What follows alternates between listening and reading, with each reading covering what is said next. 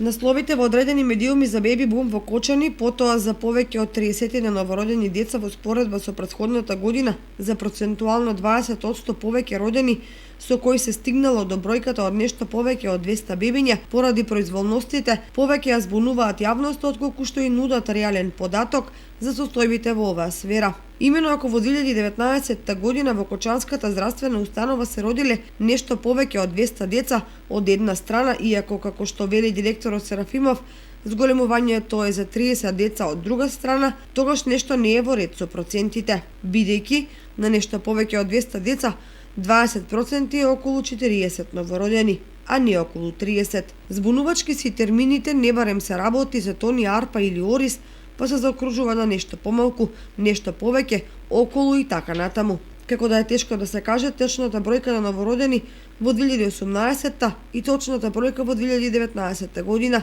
и да се истакне позитивната разлика, за да некој да му е јасно. Насловите како беби бум во Кочани се контрадикторни на состојбите во државата, за кои се вели дека во Македонија за прв пат се евидентирани помалку новородени отколку вкупно починати, како последица на тоа што се предвидува дека државата за неколку децении ќе стане татковина на стари лица. Инаку на тие што ги следат состојбите јасна им е поентата дека раководството на општа болница, кој сака да каже дека благодарение на подобрените услови во 2019 година во неа се роделе повеќе бебиња отколку во претходниот период. Опозицијата на локално ниво пак има сосема поинакво гледање на работите, кога е во прашање гинеколошко-акушерското оделение во Кочани. Оттаму неодамна изјавија дека со денови се чекало за првото бебе во новата година, што било последица на породувањето на овдешните трудници во здравствените установи во Штип, Велес или Скопје, поради што се губеле по 100.000 евра годишно.